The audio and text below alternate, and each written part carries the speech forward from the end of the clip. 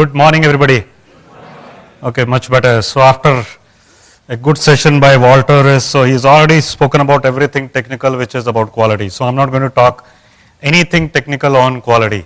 And I could see is people really wanted to get into the depth of how many minutes, what's the entitlement, okay, so how does really the backup happens, does it go from virtually from one server to the second server. So all nice questions already asked to Walter. So thanks, Walter, for helping me so that all those questions are gone. I'm only going to touch now is really the softer element of quality, which in between he touched on that element also. Is earlier quality role was only really the gatekeeper, is compliance check. Now, what I'm going to talk is probably totally the reverse, is probably how the quality can be the forefront of change. Will we have a department name called quality, or tomorrow probably we'll call it probably a change management team, change agents, I don't know, is business transformation team, something on those lines. So before I get into, let me introduce quickly myself. My name is Devender, in industry for 22 years. Have seen quality as a professional in hardcore manufacturing on the shop floor, from there to the BPO, to IT industry, to consulting. So I'm able to relate to how things have moved from one industry to the other industry, able to visualize when people talk of on the floor how the quality happens, and then we talk of the same thing which is there in the conference rooms or on the floor in IT industry or in BPO industry. So I'll be able to give you, so I'm not going to talk of any theories. I'll just have one slide which I'm going to touch upon, and I'm only going to talk of my experience throughout this 22 years of journey in quality. So before how many of you relate to, if you're able to relate to some of them, may not be able to relate all of them. If you're able to relate to some of them, that is quality only certification?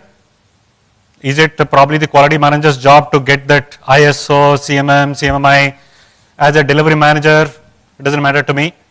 As a business leader, it's, so whether the CEO thinks or the COO thinks that, okay, it's the quality team which will ensure that, okay, I'm compliant to ISO, I'm compliant to various quality standards.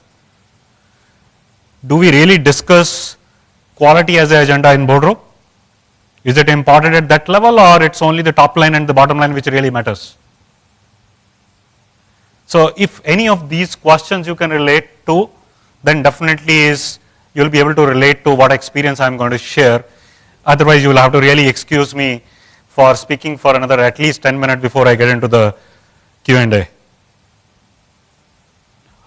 In fact, as many times it says that quality is for manufacturing, quality is for delivery, quality is for if it is the BPO floor.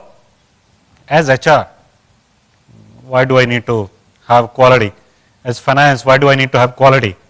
So that's the answer which probably many times you will be really looking forward to, is does it really matter? Now, when I say softer element, is in early part of my career, I just learned one equation, and that's still in my head.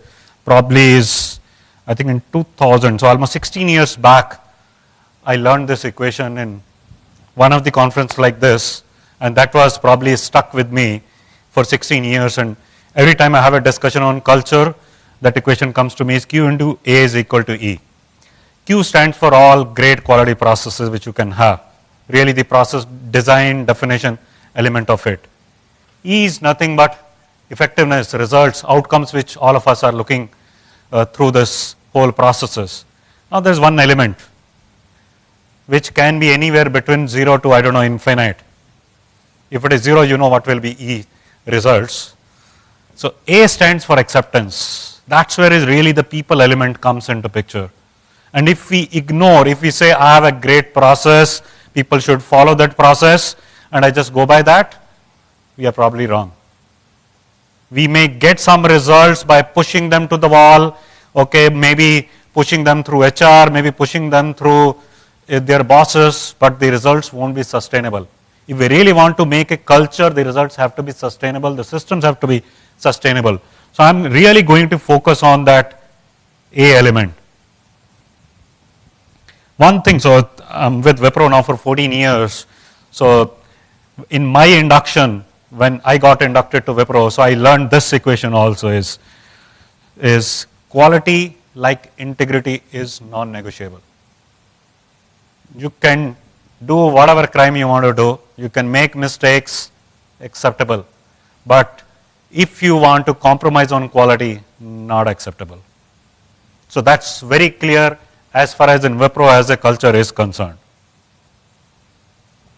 Now this is really my slide where I'm going to touch on one by one. Let me first pick up one word which is called inform, perform, transform. You are new to any organization. You go there as a quality leader. You have to obviously study what's the culture of, okay, how the people are, various systems and so on.